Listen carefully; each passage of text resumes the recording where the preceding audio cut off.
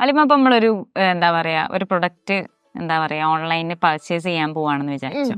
അപ്പൊ എന്തൊക്കെ കാര്യങ്ങളാ നോക്കാ പ്രൊഡക്റ്റിനെ പറ്റിയിട്ട്?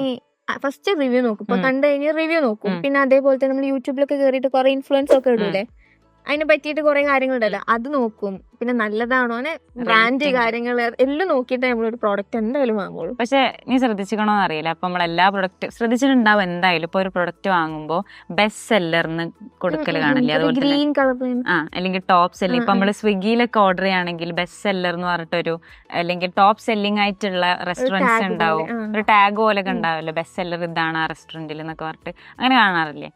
അതിന് പറയുന്ന പേരാണ് സോഷ്യൽ പ്രൂഫ് മാർക്കറ്റിംഗ് സ്ട്രാറ്റജി എന്ന് പറയും. ആക്ച്വലി ഇത് എന്താ വെച്ച് കഴിഞ്ഞാൽ, ഇപ്പം നമ്മളിപ്പം ഒരു പ്രോഡക്റ്റ് നമ്മൾ മേടിക്കാൻ വേണ്ടി പോകും, പൊതുവേ ചെയ്യുന്ന കാര്യങ്ങൾ ഞാൻ ആദ്യം പറഞ്ഞു. അതല്ല, നമ്മളിങ്ങനെ സ്ക്രോൾ ചെയ്തിട്ടാണ് റിവ്യൂ ഒന്ന് നോക്കാൻ മടിയുള്ള ആൾക്കാരാണെന്നുണ്ടെങ്കിൽ നമ്മളിങ്ങനെ സ്ക്രോൾ ചെയ്യുന്ന ടൈമിൽ നമുക്ക് ഏത് പ്രോഡക്റ്റ് എടുക്കാമെന്ന് കുറച്ചൊരു കൺഫ്യൂഷൻ ഉണ്ടാവില്ലേ. അപ്പോൾ അതിൻ്റെ കൂടെ ഒരു ടാഗ് വരാണ്, അതായത് ബെസ്റ്റ് സെല്ലിംഗ് ആണ് അല്ലെങ്കിൽ ടോപ്പ് സെല്ലിംഗ് ആണ് എന്നൊക്കെ ഒരു ടാഗ് വരാണെന്നുണ്ടെങ്കിൽ നമുക്ക് കുറച്ചുകൂടി ഒരു കോൺഫിഡൻസ് ആയിരിക്കും. ആ ഒരു പ്രോഡക്റ്റ് പർച്ചേസ് ചെയ്യാൻ കുറച്ചുകൂടി കോൺഫിഡൻസ് ആയിരിക്കും, നമുക്കൊരു ധൈര്യം ഉണ്ടാവും. അപ്പോൾ നമ്മൾ എന്ത് ചെയ്യും, നമ്മൾ ആൾക്കാർ കൂടുതൽ ഇത് വാങ്ങിക്കണം, അതുകൊണ്ട് നമുക്കും മേടിക്കാം എന്നുള്ള ആ ഒരു ധൈര്യത്തിൽ നമ്മൾ എന്ത് ചെയ്യും, അത് പർച്ചേസ് ചെയ്യും. പൊതുവേ അങ്ങനെയാണ് റിവ്യൂ ഒക്കെ നോക്കാൻ വേണ്ടിയുള്ള ആൾക്കാർ ചെയ്യല് തോന്നുന്നുണ്ട് അല്ലേ? ശരിയാണ്. ഞാൻ അഥവാ ഇനിയിപ്പോ ആ ഒരു പ്രൊഡക്റ്റിന് ബെസ്റ്റ് സെല്ലർ അല്ലാത്ത പ്രൊഡക്റ്റ് മോശമാണെന്നല്ല അർത്ഥം കേട്ടോ. ഇപ്പൊ കുറെ പ്രൊഡക്റ്റ് എല്ലാ പ്രൊഡക്റ്റിനും ബെസ്റ്റ് സെല്ലർ അതുപോലെ തന്നെ ടോപ്പ് സെല്ലിംഗ് എന്ന് കാണിക്കണമെന്നില്ല. അറിയുന്നുണ്ടാവില്ല ചിലപ്പോൾ ഈ പ്രോഡക്റ്റ് നല്ലതാണെന്ന് അറിയാതെ കുറെ ആൾക്കാർ വാങ്ങാതെ നിൽക്കും. അപ്പൊ അതിനൊന്നും ബെസ്റ്റ് സെല്ലിംഗ് എന്നുള്ള ടാഗ് വരണമെന്നില്ല.